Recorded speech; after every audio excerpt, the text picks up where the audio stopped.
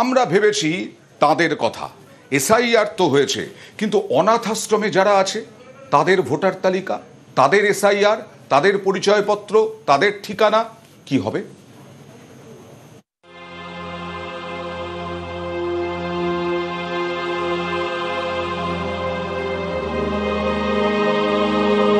কেউ ছোটবেলায় মা বাবাকে হারিয়েছে,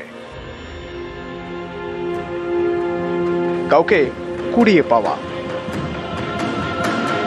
কারো আবার মা বাবার সঙ্গে যোগাযোগই নেই।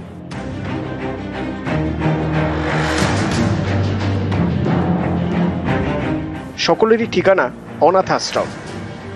তাদের মধ্যে অনেকেই সদ্য 18 ভোটার তালিকায় নাম তুলবেন, কিন্তু কিভাবে?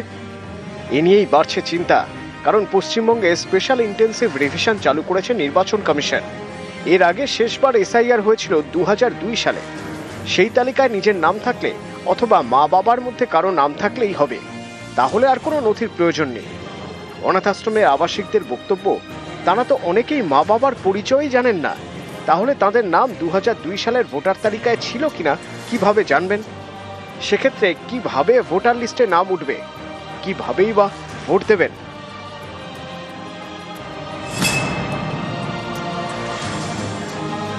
আমি ছোটবেলা থেকেই রিফিউজিই মানুষ হয়েছি। আমি তো জানি না, মানে আমার মা বাবার পরিচয় নেই, ছোটবেলা থেকে এখানেই এসেছি। আমার ভোট দেওয়ার ইচ্ছা আছে, কিন্তু আমার যেহেতু পরিচয় নেই কিভাবে দিতে পারবো, বা আমার পরিচয় সেরকম নেই বলে তার জন্য ভোটের তালিকায় যে নামটা তুলতে হবে, এবং আমার যেহেতু 18 বছর হয়ে গেছে, নাম তো তুলতেই হবে সংবিধান অনুসারে, এটা তো নিয়ম। কিন্তু আমি যেহেতু অনাথ আশ্রমে আছি, আর নতুন নিয়ম হয়েছে যে 2002 সালে বাবা মায়ের নাম আছে কিনা, সেটা থাকলে তবেই নাম তুলতে পারবো।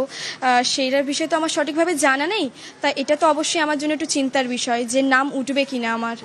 কেউ থাকেন অনাথ আশ্রমে, কেউ থাকেন রেড লাইট এলাকায়, কারো আবার কেয়ার অফ ফুটপাথ, কেউ হয়তো ভবঘুরে, ঠিকানা বলতে নাইট শেল্টার। প্রত্যেকের মনেই প্রশ্ন, এসআইআরে কি হবে?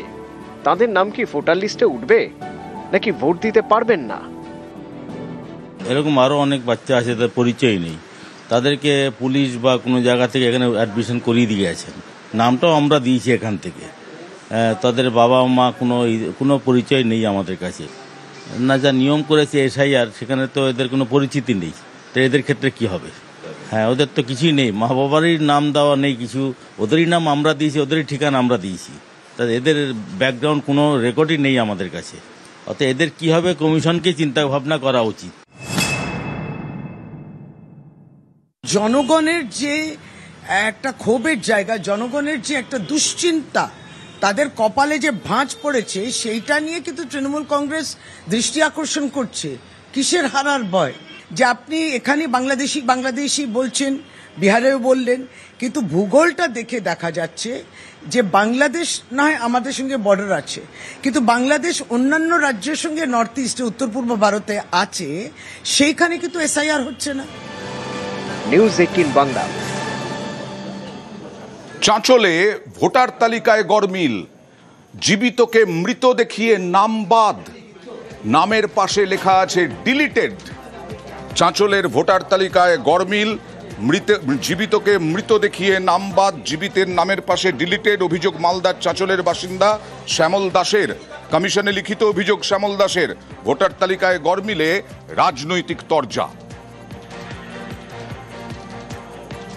3-4 দিন আগে আমাদের পাড়ার একজন দেখে বলল তোমার 25-এ নাম নাই।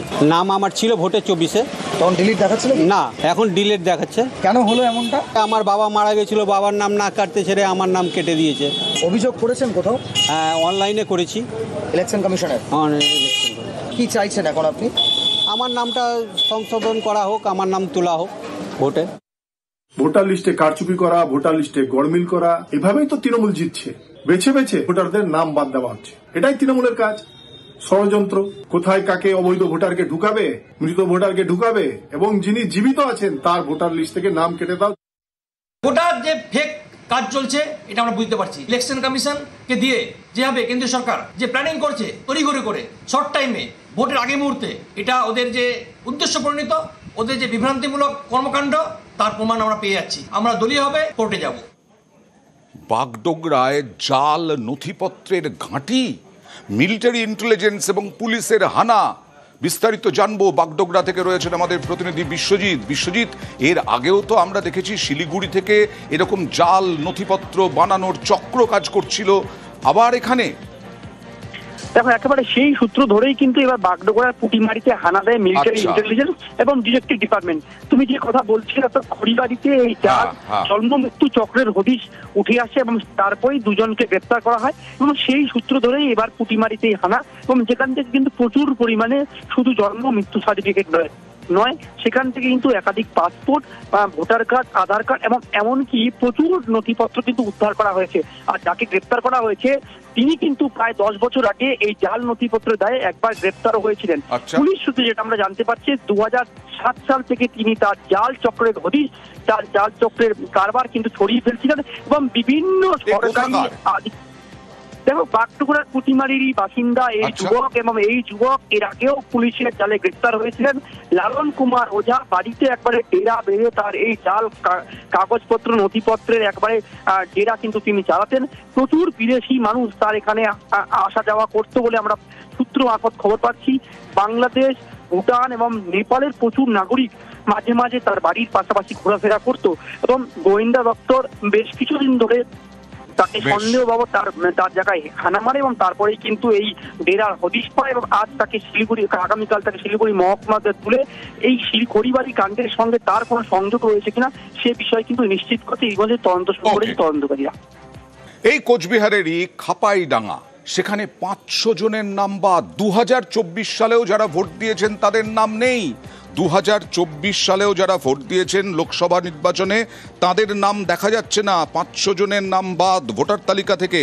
খাপাইডাঙ্গার 303 নম্বর বুথে চাঞ্চল্য। 2002-এর তালিকায় 770 জনের নাম ছিল বলে দাবি, এখন তালিকায় 140 নাম থাকার দাবি ভোটারদের। জেলা শাসকের দফতরে অভিযোগ ভোটারদের। আমার নামে নাই, শুনলাম আমার বলে নামে নাই। আমার তো ঠাকুরদা পর্যন্ত এখানে বাপ ঠাকুরদা ভোট দিছে আর আমরাও ভোট দিবে দিছে, বর্তমানে আমার ভোটে নাম নাই। 2002 সালের যে ভোটার লিস্ট, হ্যাঁ ওর নাম আছে ওখানে, হ্যাঁ বর্তমানে নাই। নতুন যে একটা লিস্ট বাইরেছে, লোকসভা ভোট গেল ওখানে ভোট দিয়েছিল। হ্যাঁ দিয়েছি, ভোট দিয়েছি। খাপাইডাঙ্গা গ্রাম পঞ্চায়েত এলাকায় বিশেষ করে এই 2 নম্বর বুথ যখন ভোটার তালিকা ওখানে ছিল তখন ছিল প্রায় 770 জনের মতো নাম, কিন্তু আমরা ইতিমধ্যে লক্ষ্য করলাম এসআইআর করার তাক মুহূর্তে আমরা যে লিস্ট পেলাম তাতে দেখলাম 140 জনের নাম। এটা পরিকল্পিত, এটা একদম কোনো ইয়ের মধ্যে কারণে, কারণ যেহেতু এই বুথটা প্রায় 250-300 মধ্যে লিডার পায় প্রতিবারে, সেহেতু এই লিডটাই মানে এই বুথটাই বাদ দিয়ে প্রক্রিয়া। আর আলিপুরদুয়ারে দেখুন, যার কাঁধে দায়িত্ব সমীক্ষার সেই বুথ লেভেল অফিসার, তাঁরই বাবা, দাদা, মা কারো নাম নেই ভোটার তালিকায়। 2002 সালে বলা হচ্ছে 2002 সালের ভোটার তালিকার একটা পাতা ডাউনলোডই হয়নি, আপলোডই হয়নি। সে আপলোড না হওয়াতেই হাফিস তালিকার একাংশ, এক বুথের কয়েকশো ভোটারের নাম বাদ, আর বিএলওরও পরিবারের নাম বাদ। এসআইআর শুরু হওয়ার আতঙ্কে আলিপুরদুয়ারের মাঝের ডাবড়ির ভোটাররা। কালচিনি বিধানসভার 274 নম্বর বুথেও আতঙ্ক। অনলাইন করার সময় আমাদের লিস্টটা অনলাইন করার সময় ছেড়ে দিছে, হয়ে গেছে বলে, বাগান হয়ে গেছে বলে 2 পার্ট ছিল, আর এক পার্ট করছে, এক পার্টটা করে নাই। ওইখানে আমার ঘাটতে গিয়ে ওই রকম কেসটা পাচ্ছি আর কি। 2002-এ এই বুথের নাম্বার ছিল 226। গত 23 বছরে নাকি বারবার বুথ নাম্বার বদল হয়েছে। পোর্টালে নাম তোলার সময় 2002-এর তালিকা থেকে বাদ। আশঙ্কায় নাম বাদ যাওয়া ভোটার থেকে বিএলও। আমাদের বাগানে তো 2টা পার্ট আছে, একটা পার্টের তো সম্পূর্ণ নাম আছে সবারই, কিন্তু একটা পার্টে মানে নামই নাই কারো, পুরো বুথেরই নাম নাই। 226-এ 2002 লিস্টে সবারই নাম আছে, কিন্তু 227-এ মানে নাম নাই। কতজনের এরকম লিস্টে নাম নেই? পুরো পার্টেরই নাম নেই, মানে গোটা লিস্টটাই হাফিস হয়ে গেছে। হ্যাঁ হ্যাঁ হ্যাঁ, মিসিং হয়ে গেছে। এখন তো উপর মহলে ওইভাবে কথা বলতে লাগবে, না হলে তো মানে আমাদের মুশকিল হয়ে যাবে। মানে এখানকার লোকদের যদি ভোটার কার্ডে নামে না থাকে তাহলে ওরা কি করবে? সেখানে আপনারাও একটু ভয়ে আছেন নাকি? হ্যাঁ হ্যাঁ, তো ভয় তো লাগবেই। 2002-এর তালিকায় দেখা যাচ্ছে কারো নাম নেই। কি এটা তো জানি না, আমরা তো 2000 করেও ইলেকশন হয়েছে, তাও ভোট দিচ্ছি, সবটাই ভোট দিচ্ছি। এসআইআর হচ্ছে 2002-এ যাদের নাম আছে তাদেরকে রাখবে, তারপরে বাড়বে, এরকম একটা ব্যাপার আছে? না না, কাটার তো কোনো ব্যাপারে না, আমরা তো এখানকার বাসিন্দা, স্থায়ী বাসিন্দা। এই যে নাম নেই, এটা নিয়ে কি আতঙ্কিত আছেন আপনারা? হ্যাঁ, আতঙ্কিত আছি। কেন নাম নেই, এতদিন থেকে নাম ছিল, এখন নাম নেই, হঠাৎ এটা কি হইতে পারে?